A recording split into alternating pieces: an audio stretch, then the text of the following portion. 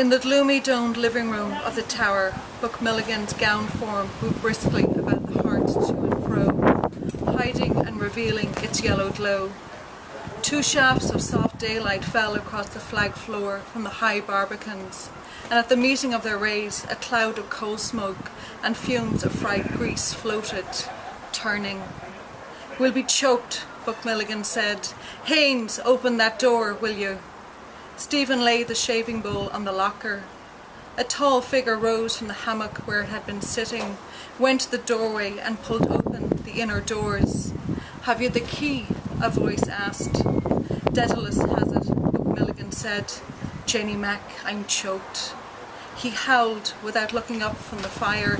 "Kinch!" "It's in the lock," Stephen said, coming forward. The key scraped round harshly twice, and when the heavy door had been set ajar, welcome light and bright air entered. Haines stood at the doorway looking out.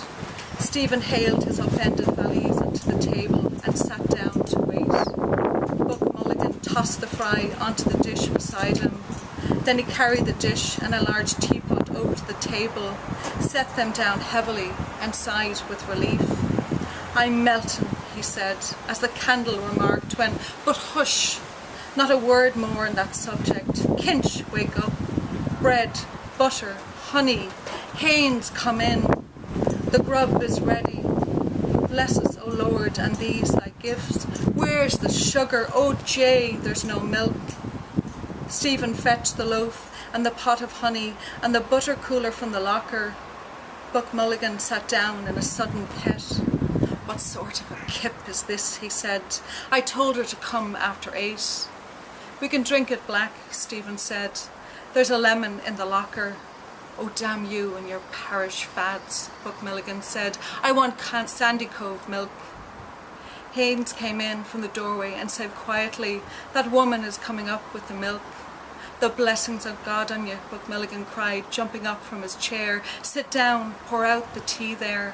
The sugar is in the bag. Here, I can't go fumbling at the damned eggs."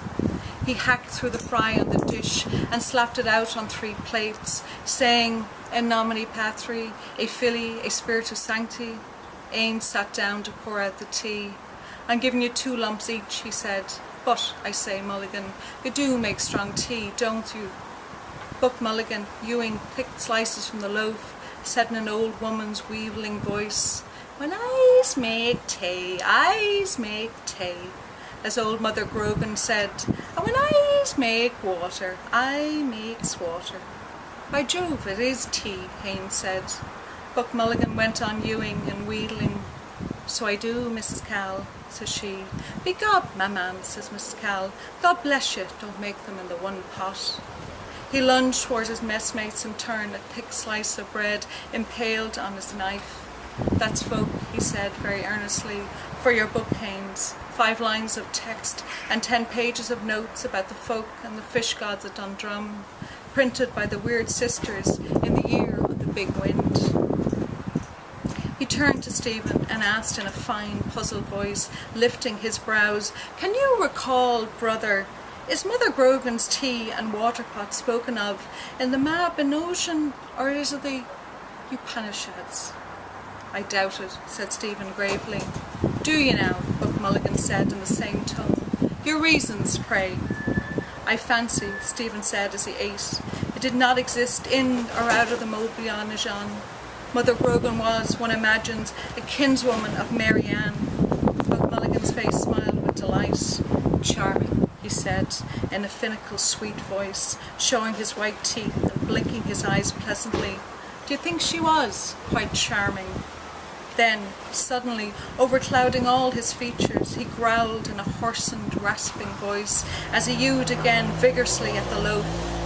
"Frau Mary Ann, she doesn't care a damn, but hicing up her petticoats." He crammed his mouth with fry and munched and droned.